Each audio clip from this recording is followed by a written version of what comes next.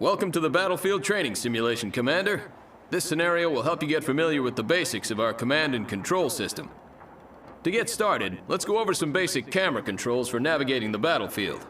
To move the camera, hold down the right mouse button and drag the cursor in any direction. Move the camera now. Excellent. Objective complete. Throughout this training session, you can reference your objectives at any moment if you're having trouble figuring out what to do next. To access your objectives, click the flashing button in the top right of the screen. Next, we'll work on commanding units. We've granted you 2 squads of zone troopers. Begin selecting these units by moving your cursor over the zone troopers. Notice that your cursor changes to a selection cursor. While your cursor is over the unit, left-click. Excellent. 1 squad of zone troopers is now selected. You can select multiple squads of units by left-clicking and dragging the mouse across them. Try selecting both squads of zone troopers by dragging a selection box across all of them. Both squads are now selected. To move selected units, move your cursor over empty terrain. You'll notice that it changes to a move cursor. This is a potential destination for your selected units. Some terrain, such as mountains and rivers, are not traversable and will give you a different cursor to inform you that you're not allowed to move units there. Issue a move command to your zone troopers into the designated area to the east by right-clicking on the terrain. Good work. Your troops are moving out. This is the shooting range. Time for some target practice.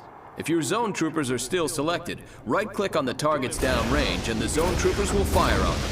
If your troops aren't selected, drag a box around the whole group and then open fire. Destroy all of the targets. All targets are destroyed. Excellent work, Commander. Notice that one of your zone trooper squads has a special symbol hovering above it when it is selected. This squad is now a veteran squad. There are 3 levels of veterancy. As squads rank up, they deal more damage and become less vulnerable to enemy attacks. Now move your zone troopers over to this damaged building. Order your men to destroy the structure. Pin them down.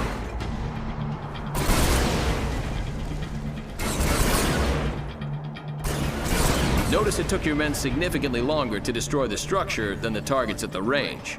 Zone troopers are very effective against infantry and light vehicles, but are not very efficient at destroying structures. In turn, certain tanks and heavy artillery may tear through structures, but may not be the most effective weapons against infantry. You'll need to pick the right unit for the enemy you're facing. Troop composition is an important part of commanding an army. Many units have special abilities. The zone troopers, for example, can use jump jets to boost themselves over obstacles and across rivers. Order your zone troopers to jump jet across this trench by selecting your zone trooper squads and left-clicking on the jump jets icon in the lower part of the unit portrait. You'll find it in the bottom right of your screen. Then left-click on a section of open terrain on the other side of the trench. Good work! Many units have special abilities and upgrades that you can use to great effect on the battlefield. Objective complete. Commander, you've been issued a Mobile Construction Vehicle, or MCV. This vehicle is the foundation for a new base and will allow you to build new structures. In the field, you'll be moving your MCV to a suitable area for base construction. Look for flat terrain. We've designated an area for you in this training simulation. Move your MCV to the designated area to begin base construction. Note that this large vehicle is defenseless and moves slowly, but it's heavily armored. You'll need to unpack the MCV before you can build a base.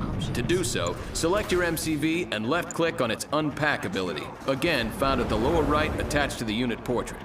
This will convert your MCV into a stationary structure called a construction yard. Good work. By unpacking your MCV, you've established ground control and can now place additional structures in the vicinity of your construction yard. Additional structures will extend your ground control, allowing you to expand your base to cover more ground. Your base will need power to function. Begin the construction of a power plant by left-clicking on the power plant icon in the build menu.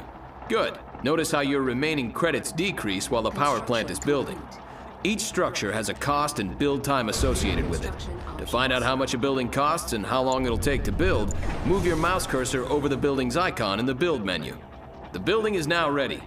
Note that the power plant button is highlighted, indicating that it's ready to be placed in the world. Left-click the power plant build button and move your cursor onto the terrain. The cursor will switch to a power plant icon and may be placed within the construction yard's build radius. Left-click to place the structure. If the power plant icon turns red, you're either trying to build the power plant outside of your construction yard's ground control radius, or you're trying to build it on impassable terrain.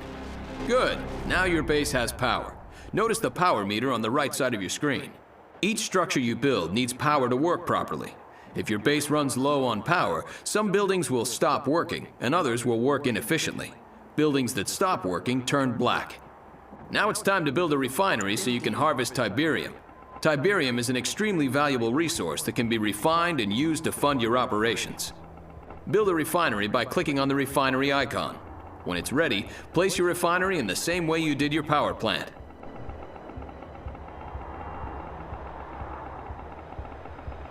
Construction complete.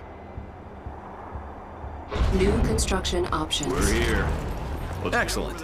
Note that the harvester unit automatically begins to seek out and collect Tiberium. Once the harvester has reached capacity, it'll return and unload its Tiberium for processing. You'll get credits when this happens. With your economy established now and power available, you can begin to build production structures. A barracks will allow you to train infantry. Build a barracks and place it on the terrain just like you did with your power plant and refinery. Objective complete. New construction options.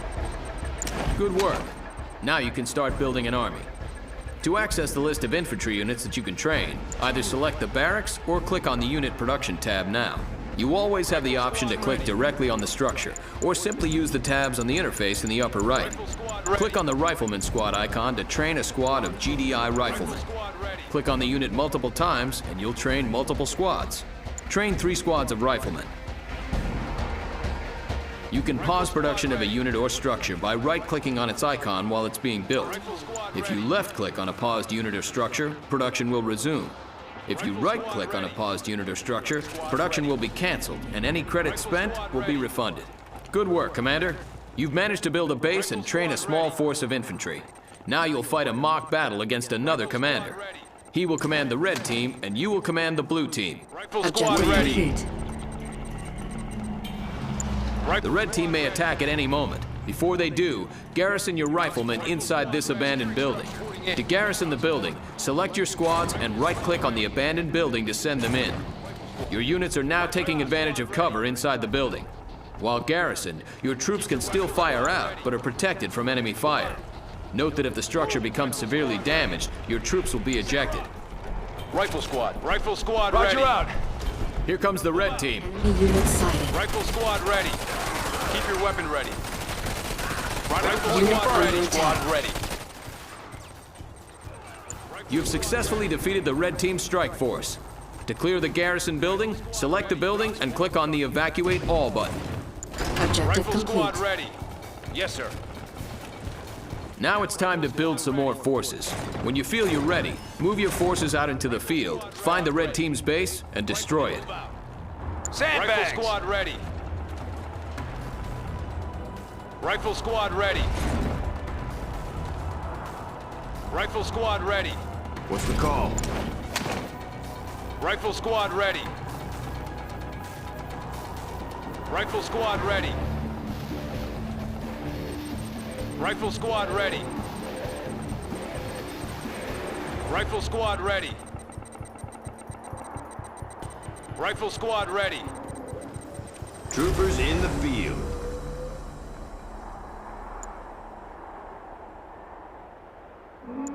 Let's do it. Trooper squad, we're here. Unit under attack. You've discovered the red team's base. Target their structures and take them down. Oh yeah. Keep your weapon ready. Yes, sir, we'll hold the line. Take that. We got this one. Objective complete.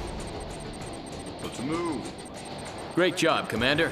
You've learned all the basics you'll need to lead GDI forces into battle. You might try starting with the GDI campaign next, as it reinforces and builds upon the lessons you've learned in this training session.